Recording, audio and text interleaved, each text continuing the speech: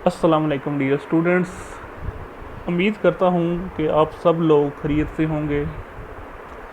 हमने बायो का chapter number 20 start किया हुआ है और जो आज टॉपिक हम डिस्कस करने जा रहे हैं वो है ट्रांसक्रिप्शन। लास्ट लेक्चर में हमने सेंट्रल डॉग्मा को डिस्कस किया था कि सेंट्रल डॉग्मा के दो स्टेप्स होते हैं, ट्रांसक्रिप्शन एंड ट्रांसलेशन। आज के टॉपिक में हम ट्रांसक्रिप्शन को डिस्कस करेंगे और जो नेक्स्ट लेक्चर होगा उसमें हम ट्रांसलेशन को डिस्कस कर लेंगे। तो ट्रांसक्रिप्शन क्या होती है? डीएनए से मैसेंजर आरएनए के बनने के प्रोसेस को कहते हैं ट्रांसक्रिप्शन। इसको कॉम्प्लेक्स वर्ड्स में इस तरह डिफाइन करते हैं कि एक ऐसा एंजाइमेटिक प्रोसेस जिसमें एक डीएनए के एक स्ट्रैंड के अंदर जेनेटिक इन्फॉर्मेशन होती है और उससे एक कम्प्लीमेंट्री सीक्वेंस ऑफ बेसिस बनता है in the form of RNA. तो इसको हम क्या कहते हैं? ट्रांसक्रिप्शन। उसके बाद आपको पता होना चाहिए कि एक टेम्पलेट स्ट्रैंड और कोडिंग स्ट्रैंड में क्या डिफरेंस होता है। टेम्पलेट स्ट्रैंड एक ऐसे स्ट्रैंड को कहते हैं जिससे आरएनए ट्रांसक्राइब होता है, तो उसको हम कहते हैं टेम्पलेट स्ट्रैंड। टेम्पलेट स्ट्रैंड और जो न्यूली सिंथेसाइज स्ट्रैंड होता है ये हमेशा आपस से कम्प्लीमेंट्री होते हैं। टेम्पलेट स्ट्रैंड का दूसरा नाम जो है उसको एंटीसेंस स्ट्रैंड भी कहते हैं। दूसरी टाइप स्ट्रैंड की जो होती है वो होती है कोडिंग स्ट्रैंड। कोडिंग स्ट्रैंड एक ऐसे स्ट्रैंड को कहते हैं जिसका बेस सीक्वेंस जो होता है वो सिमिलर होता है to the newly synthesise strand, यानी कि कोडिंग स्ट्रैंड हमेशा न्यूली सिंथेसाइज स्ट्रैंड के से सिमिलर होता है। इसको हम सेंस स्ट्रैंड भी कहते हैं। नेक्स्ट है what is the role of RNA polymerase in transcription. RNA polymerase is the principal enzyme which is involve in the process of transcription. अगर हम बात करते हैं प्रोकैरियोट्स की तो उसमें एक ही तरह का आरएनए पॉलीमरेज होता है जो कि तीनों डिफरेंट टाइप्स के आरएनए की सिंथेसिस करता है, वो मैसेंजर आरएनए हो, ट्रांसफर आरएनए हो या राइबोसोमल आरएनए हो। तो एक ही आरएनए पॉलीमरेज होता है जो इन सबको सिंथेसाइज करता है। जबकि यूकैरियोट्स के अंदर 3 डिफरेंट टाइप्स के आरएनए पॉलीमरेज होते हैं, RNA polymerase 1, RNA polymerase 2 and RNA polymerase 3। RNA polymerase 1 किसको ट्रांसक्राइब करता है? राइबोसोमल आरएनए को। आरएनए पॉलीमरेज 2 ट्रांसक्राइब करता है मैसेंजर आरएनए को और आरएनए पॉलीमरेज 3 ट्रांसक्राइब करता है ट्रांसफर आरएनए को। यानी कि प्रोकैरियोट्स के अंदर एक ही तरह का आरएनए पॉलीमरेज होता है जो तीनों तरह के आरएनए को सिंथेसाइज करता है, जबकि यूकैरियोट्स के अंदर 3 डिफरेंट तरह के आरएनए पॉलीमरेज होते हैं, एक RNA polymerase 1, RNA polymerase 2 and RNA polymerase 3।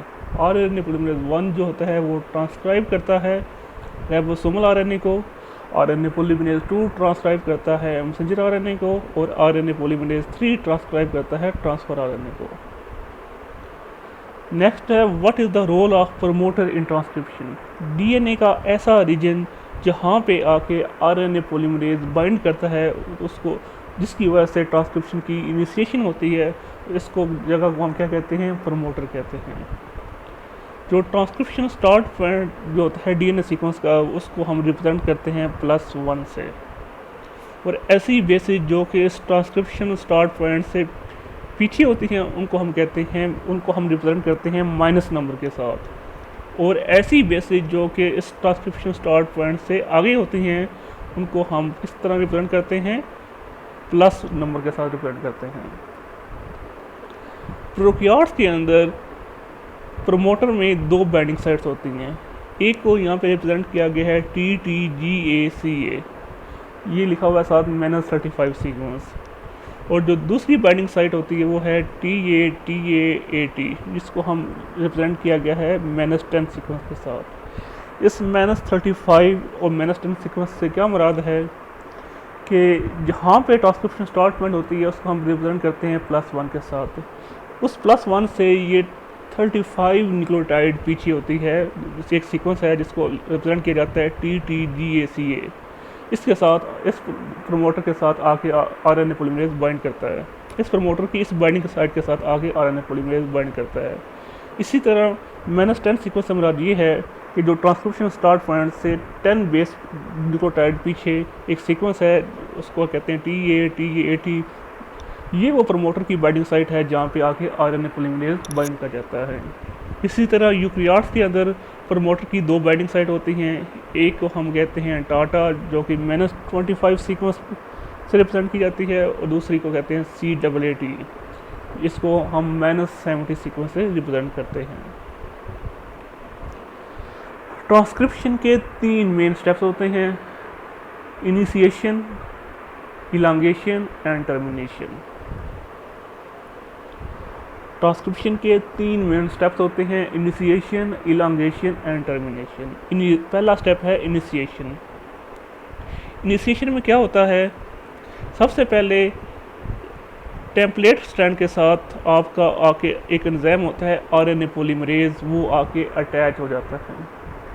पहले स्टेप में क्या होता है कि आरएनए पॉलीमरेज जो है वो आके टेम्पलेट स्ट्रैंड के साथ बाइंड करता है या अटैच हो जाता है, जिसकी वजह से जो डीएनए के 2 स्ट्रैंड्स होते हैं वो एक दूसरे से अलग हो जाते हैं, और जिसकी वजह से एक बबल बनता है जिसको हम कहते हैं ट्रांसक्रिप्शनल बबल। ये आपको यहाँ पे नज़र आ रहा है। मैं दोबारा रिपीट करता हूँ कि ट्रांसक्रिप्शन इनिशिएशन को स्टेप को कि सबसे पहले एक एंजाइम होता है आरएनए पॉलीमरेज, वो आके बाइंड करता है टेम्पलेट स्ट्रैंड ऑफ डीएनए के साथ। जैसे ही वो टेम्पलेट स्ट्रैंड ऑफ डीएनए के साथ बाइंड करता है तो डीएनए के दोनों स्ट्रैंड्स होते हैं वो अलग अलग हो जाते हैं, जिसकी वजह से एक बबल बनता है जिसको हम कहते हैं ट्रांसक्रिप्शनल बबल। जो आरएनए पॉलीमरेज एंजाइम है इसके 2 सब यूनिट्स होते हैं। एक सब यूनिट्स को हम कहते हैं सिग्मा फैक्टर, जबकि दूसरे सब यूनिट को हम क्या कहते हैं? Core enzyme. सिग्मा फैक्टर किस लिए ज़रूरी होता है? सिग्मा फैक्टर जो है वो रिस्पॉन्सिबल होता है for the identification of the binding site and the correct initiation of the transcription. जब RNA chain 10 to 20 nucleotide long हो जाती है तो सिग्मा फैक्टर जो होता है वो डिसोसिएट हो जाता है या रिलीज़ हो जाता है। उसके बाद कोर एंजाइम जो होता है वो टेम्पलेट स्ट्रैंड के ऊपर रन करता है, उसके और ट्रांसक्रिप्शन को कंप्लीट करता है। ये है फर्स्ट स्टेप इनिशिएशन का। नेक्स्ट स्टेप होता है इलांगेशन। जो आपको यहाँ पे नज़र आ रहा है ट्रांसक्रिप्शनल बबल, ये टेम्पलेट स्ट्रैंड के साथ रन करता जाता है और साथ साथ आरएनए की चेन भी बनती जाती है। ये ट्रांसक्रिप्शनल बबल उस वक्त तक चलता रहेगा जब तक एक स्टॉप सिग्नल या स्टॉप सीक्वेंस टेम्पलेट स्ट्रैंड के ऊपर अपीयर नहीं हो जाता। यहाँ पे आपको डायरेक्शन नज़र आ रही है, ये 5 प्राइम की तरफ आपको यहाँ पे डायरेक्शन नज़र आ रही है। जब इलांगेशन हो रही होती है तो जो मैसेंजर आरएनए न्यू बनता है उसका जो 3 प्राइम एंड होता है वो टेम्पलेट स्ट्रैंड के साथ हाइब्रिडाइज कर जाता है, और जो 5 प्राइम एंड है वो एक्सटेंड आउट कर जाता है फ्रॉम द ट्रांसक्रिप्शनल बबल जब सिंथेसिस हो रही होती है। तो दूसरे स्टेप को हम कहते हैं इलांगेशन। थर्ड स्टेप है टर्मिनेशन। जब टेम्पलेट स्ट्रैंड के ऊपर एक series of GC base pair followed by a series of eighty base pair आती है तो उसको हम कहते हैं स्टॉप सिग्नल और stop sequence of a gene. ये सीक्वेंस जैसे ही अपीयर होता है तो सिंथेसिस टर्मिनेट हो जाती है ट्रांसक्रिप्शन की, तो ट्रांसक्रिप्शन जो है वो टर्मिनेट हो जाती है।